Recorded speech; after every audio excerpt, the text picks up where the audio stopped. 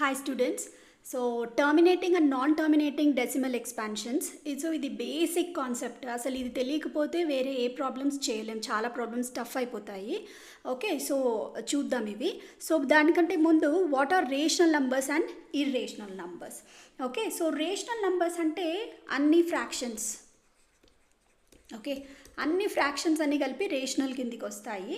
So అదే కాకుండా దీని డెఫినేషన్ ఏంటంటే any number which can be written in p/q form. Okay, so p/q ఫామ్లో ఏ నంబర్ని మనం రాసుకోగలిగినా దాన్ని రేషనల్ అంటారనమాట. సో p/q అంటే అన్ని చెప్పాను కదా, fractions. So 5/3 example, 5/3, 6/7, 8/9 etcetera.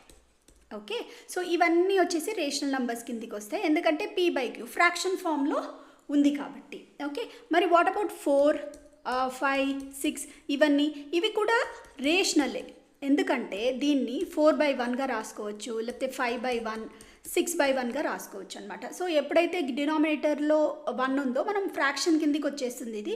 So అందుకని వీటిని కూడా రేషనల్ కిందికే గ్రూప్ చేస్తారు. ఓకే, సో ఇవి రేషనల్ గురించి. ఇప్పుడు ఇర్రేషనల్ నంబర్స్ ఏం లేదు, అన్ని అండర్ రూట్ నంబర్స్ అన్నీ కలిపి ఇర్రేషనల్ కిందికి వస్తాయి. అంటే √7, √8, √13 ఎక్సెట్రా. ఓకే, కానీ ఇప్పుడు మరి √4 చెప్పండి, √4 రేషనలా ఇర్రేషనలా అంటే √4 వచ్చేసి 2 అనమాట. సో 2 వచ్చి రేషనల్ కదా, అందుకనే √4 వచ్చేసి ఇర్రేషనల్ కాదు. Okay, it is rational. అలా ఎందుకంటే ఇది పర్ఫెక్ట్ స్క్వేర్. ఇప్పుడు ఫర్ ఎగ్జాంపుల్ √64 8, √49 7. సో √64, √49 ఇవన్నీ రేషనల్ కిందికి వస్తాయి, not irrational. Okay, so irrational ఏవైతే వస్తాయంటే 7, 8 అంటే పర్ఫెక్ట్ స్క్వేర్స్, కానివన్నీ ఇర్రేషనల్ కిందికి వస్తాయన్నమాట.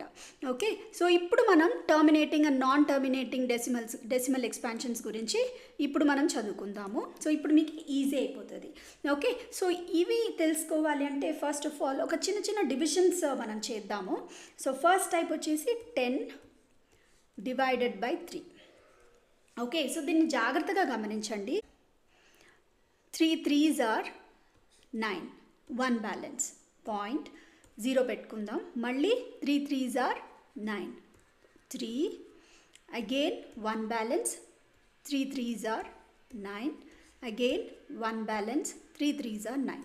సో ఇది ఇలా కంటిన్యూ అవుతూనే ఉంటుంది, మనకి 1 బ్యాలెన్స్ వస్తూనే ఉంటుంది అనమాట. దీన్నే మనం వచ్చేసి 3.3 బార్గా రాస్తాం. అంటే బార్ అంటే ఏంటంటే మళ్ళీ 3 రిపీట్ అవుతుంది అని దాని అర్థం. ఓకే, సో ఇదేంటంటే దీన్ని ఇప్పుడు ఈ 3.333 ఉంది కదా, దీన్ని మనం ఏం చెప్తామంటే డెసిమల్ ఎక్స్పాన్షన్ అంటాం. ఓకే, దీన్ని డెసిమల్ ఎక్స్పాన్షన్ అని పిలుస్తామన్నమాట. ఓకే, సో ఈ డెసిమల్ ఎక్స్పాన్షన్ ఎలా ఉంటుందంటే దాని టైప్, డెసిమల్ ఎక్స్పాన్షన్ని మనం డిస్క్రైబ్ చేస్తున్నాం. ఓకే, సో అది ఎలా ఉంటుందంటే నాన్ టర్మినేటింగ్ అండ్ రికరింగ్, అంతే కదా. సో నాన్ టర్మినేటింగ్, ఇది టర్మినేటే అవ్వదు, ఊకే వెళ్తూనే ఉంటుందన్నమాట. రికరింగ్ ఎందుకు, 3 మళ్ళీ రిపీట్ అవుతూనే ఉంటుంది కాబట్టి. సో ఈ డెసిమల్ ఎక్స్పాన్షన్ అంటే ఈ 3.333 అనేది non terminating and recurring decimal expansion. Okay, ఇప్పుడు ఇంకొక టైప్ ఆఫ్ డివిజన్ చూడండి, 7. ఇది చూడండి, ఇది 0.70 వేసుకోవాలి. Okay, so 8 8s are 64, balance 6, 60. Okay, 8 7s are 56, 4 balance, 8 5s are 40, మనకి 0 వచ్చేసింది. And it is terminating. So ఈ డెసిమల్ ఎక్స్పాన్షన్ని ఏమంటాం మనము, టర్మినేటింగ్, ఎందుకంటే ఆగిపోయింది కాబట్టి. ఎందుకు ఆగిపోయింది, మనకు 0 రిమైండర్ వచ్చింది కాబట్టి. So this is terminating. ఇంకొక కైండ్ ఆఫ్ డివిజన్ చూడండి, మీకు అర్థమవుతుంది. 7 ఇప్పుడు 0.10 7 1 3 బ్యాలెన్స్ 30 4 times 28 2 బ్యాలెన్స్ 20 2 14 6 బ్యాలెన్స్ 60 60 అంటే మనకి 56 8 times పోతుంది. 4 balance 40, 5s are 35, 5 balance, 50, 7, 49, 1 balance 10, మళ్ళీ 7, 1. సో ఇంత దాకా వచ్చి మళ్ళీ ఇప్పుడు 1తో మళ్ళీ ఇక్కడికే స్టార్ట్ అయింది చూసారా, మళ్ళీ 10, 7, మళ్ళీ ఇది అలాగే రిపీట్ అవుతూనే ఉంటుంది. సో మనకి ఇది ఎలా ఉంటుందంటే 1 4 2 8 5 7 తర్వాత మళ్ళీ 1 4 2 8 5 7, ఇది అయిపోయాక మళ్ళీ 1 4 2 8 5 7, ఇలా రిపీట్ అవుతూనే ఉంటుంది. సో ఈ డెసిమల్ ఎక్స్పాన్షన్ని కూడా మనం ఏమని పిలుస్తామంటే non terminating and recurring. Okay, so ఇది కూడా నాన్ టర్మినేటింగ్ రికరింగ్, ఇది కూడా నాన్ టర్మినేటింగ్ రికరింగే, కాకపోతే ఇది సేమ్ నెంబర్ రిపీట్ అయింది, ఇక్కడ ఒక సిరీస్ ఆఫ్ నంబర్స్ రిపీట్ అవుతున్నాయి. సో దీన్ని ఎలా రాయొచ్చు అంటే 0.142857 బార్.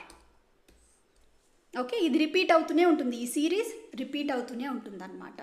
ఓకే, సో ఇప్పుడు డెసిమల్ ఎక్స్పాన్షన్స్ ఎప్పుడైతే, 1 సెకండ్, మనకి డెసిమల్ ఎక్స్పాన్షన్స్ ఎప్పుడైతే నాన్ టర్మినేటింగ్ రికరింగ్ లేకపోతే టర్మినేటింగ్ ఇలా ఉంటే వాటిని అవి ఖచ్చితంగా రేషనల్ నంబర్సే. అంటే రేషనల్ నంబర్స్ని ఎప్పుడైతే మనం డివైడ్ చేస్తామో ఆ డెసిమల్ ఎక్స్పాన్షన్ ఎలా ఉంటుంది, నాన్ టర్మినేటింగ్ రికరింగ్ లేకపోతే టర్మినేటింగ్. ఇంకొకటి ఉంది, అదేంటంటే ఇప్పుడు డెసిమల్ ఎక్స్పాన్షన్ ఇలా ఉంటే ఏం చేస్తారు, 101 0 0 1 0 0 0 1 0 0 0 0 1, మళ్ళీ నెక్స్ట్ 5 zeros 2 3 4 5 0 ఇలా. ఇదేంటంటే ఈ డెసిమల్ ఎక్స్పాన్షన్ ఏంటంటే ఇక్కడ ఇది స్పెసిఫిక్ కేస్ అనమాట, non terminating and non repeating. ఇది రిపీట్ అవ్వదు, టర్మినేట్ కూడా అవ్వదు అనమాట. ఓకే, అలాంటప్పుడు ఇలాంటి డెసిమల్ ఎక్స్పాన్షన్స్ ఎప్పుడు వస్తాయి, మనం ఇర్రేషనల్ నంబర్స్ని డివైడ్ చేసినప్పుడు మనకి ఇలాంటి డెసిమల్ ఎక్స్పాన్షన్స్ వస్తాయి. Okay, clear. ఇప్పుడు రేషనల్ నంబర్స్ని డివైడ్ చేసినప్పుడు మనకి నాన్ టర్మినేటింగ్ రికరింగ్ లేకపోతే టర్మినేటింగ్ వస్తాయి. కానీ ఒకవేళ decimal expansion non terminating and non repeating అనుకోండి, అంటే టర్మినేట్ అవ్వట్లేదు, రిపీట్ అవ్వట్లేదు, రెండూ జరగట్లేదు, అలాంటప్పుడు మనం అప్పుడు మనకి ఇర్రేషనల్ నంబర్స్ అని మీరు కళ్ళు మూసుకుని చెప్పేయచ్చు. ఓకే, సో ఇంకొక ఎగ్జాంపుల్ ఇస్తాను, మీకు అర్థమవుతుంది చిన్నగా. ఇప్పుడు చూడండి, 0.272727 ఇలాంటి క్వశ్చన్స్ అడుగుతారు బోర్డులో. ఓకే, సో 0.2 ఇది ఎలాంటి డెసిమల్ ఎక్స్పాన్షన్, ఖచ్చితంగా ఏంటంటే ఇలా ఉంటుంది, ఇలా ఇస్తారు. So non terminating and repeat అవుతున్నాయి కదా, 2727 రిపీట్ అవుతూనే ఉంది. ఓకే, సో అలాంటప్పుడు ఇది రేషనల్ నంబర్స్ని డివైడ్ చేసినప్పుడు మనకి ఇలాంటి డెసిమల్ ఎక్స్పాన్షన్ వస్తుంది. ఓకే, అలాగే ఇది చూడండి 1.12345678 ఇలా వస్తూనే ఉంటుంది. ఇదేంటి, non terminating and non repeating. Okay, so ఇలా non terminating non repeating, repeat అవ్వట్లేదు, టర్మినేట్ అవ్వట్లేదు, అలాంటప్పుడు ఇది ఇర్రేషనల్ నంబర్స్ని డివైడ్ చేసినప్పుడు ఇలాంటి డెసిమల్ ఎక్స్పాన్షన్స్ మనం ఎక్స్పెక్ట్ చేయొచ్చు. ఓకే, సో ఇది బేసిక్ కాన్సెప్ట్, ఇది అర్థమవుతే మనకి అన్ని ప్రాబ్లమ్స్ చాలా క్లియర్గా అర్థమవుతుందన్నమాట. ఓకే, సో నెక్స్ట్ వీడియోలో నేనేం చెప్తానంటే పీవైక్యూస్, ఈ టాపిక్ మీద ఉన్న పీవైక్యూస్ మొత్తం బోర్డ్ ఎగ్జామ్లో అడిగిన క్వశ్చన్స్ అన్నీ నేను పిక్ చేసి మీకు చెప్తాను. ఓకే, సో ఇది వీడియో నచ్చితే లైక్ చేయండి, సబ్స్క్రైబ్ చేసుకోండి. Thank you so much.